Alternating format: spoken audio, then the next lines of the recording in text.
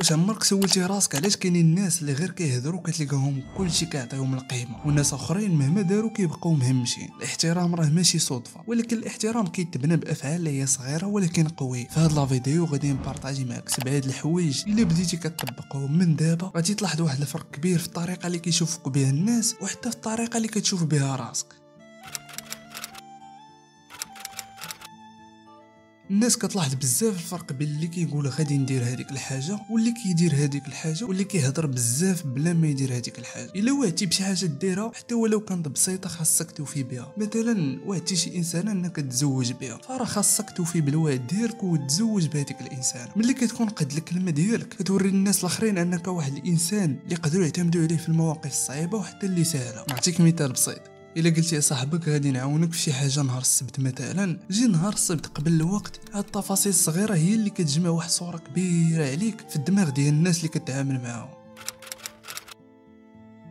الا كنتي ديما كتقاطع الناس باش تعاود لهم على حياتك ولا الانجازات ديالك راه كتعطي واحد الانطباع ديال الغرور والتكبر. الناس ديما كتحترم اللي كيتصنت لهم مزيان واللي كيخلي داك الانسان اللي كتهضر معاه يحس ان كلامه مهم عندك. جرب تكون كتصنت مزيان وغادي تكتشف معلومات اللي هي كبيره وتربط علاقات قويه مع ناس اخرين، وفي الاخر الافعال ديالك هي اللي غادي تخليهم يهضروا عليك وماشي كلامك.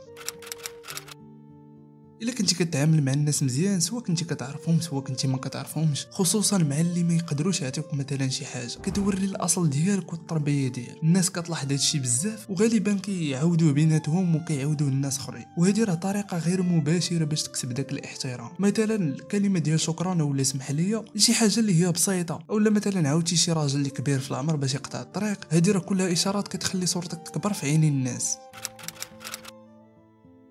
ملي كتواجه شي موقف كيستفزك وردة الفعل ديالك كانت بالغضب مثلا، راه كتخلي الناس يشوفوك كشخص ضعيف وما عارفش يتحكم في راسه، حيت القوه الحقيقيه هي انك تحافظ على الهدوء ديالك وتجاوب بعقلك وماشي بالعاطفه ديالك. واخا كنتي في وسط الضغط، مثلا الا شي واحد غلط في حقك عوض ترد عليه بعصبيه جاوب بكل ثقه وهدوء. هذا الهدوء راه كيهز صورتك لمستوى اللي هو عالي. كنعقل ديك الساعات في واحد المحاضره مع واحد الاستاذ قال لنا الا جا مثلا شي واحد استفزك وقال لك شي هضره اللي استفزتك بزاف، عوض انك تجاوبه في البلاصه حاول تجلس واحد 5 ديال الثواني ولا 4 ديال الثواني عاد جاوبه. علاش؟ هنا فاش كيستفزك في البلاصه وكترد عليه في البلاصه راه كتجاوب بشي طريقه اللي كتكون ماشي بعقلها، ولكن الا تسنيتي شويه كيخدم الدماغ ديالك وكتجاوب بواحد الكلام اللي هو موزون وبعقله.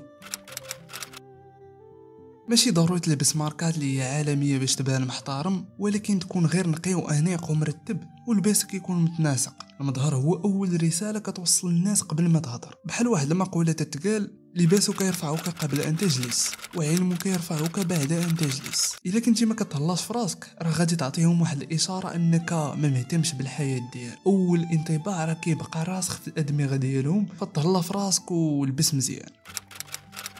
الناس ديما كتحترم الشخص اللي كيعترف بالغلط ديالو بلا ما يحس بالنقص، وهذا السلوك راه كيبين النضج والثقه بالنفس ديالو وكيخلي الناس يشوفوك كشخص اللي هو صادق وماشي شفاف. نعطيك مثال، الا غلطتي مثلا في الخدمه ديالك قولها ديريكت وما تحشمش، انا غلط وهاشنو غادي ندير باش نصحح. ثق بيا هاد الشجاعه راه كتخلي الصوره ديالك تكبر في عين الناس. حافظ على الحدود ديالك والمبادئ ديالك، حتى الا ما عجبكش شي حاجه غيرها. الا تنزلتي على كل حاجه باش تعجب الناس الاخرين غادي تضيع منك الاحترام. نعطيك مثال، الا كان عندك شي موقف ولا فكره عبرتي عليها بادب حتى ولو ما وافقوش عليها ما تحاولش ترضيهم اولا تبزز عليهم انه يوافقوا على ديك الفكره. وخلاصه الاحترام راه كيتبنى بالافعال اليوميه اللي هي صغيره وماشي بالمظاهر ولا الكلام الكبير. جرب هاد 7 ديال الحوايج لمده شهر وغادي تشوف الفرق الكبير في الطريقه ديال تعامل الناس معاك وحتى في الاحساس الداخلي ديالك. فابدا من اليوم. وهنا غادي يكون الفيديو ديالنا سهله، نتلاقاو في فيديو جديد ان شاء الله. راك تما.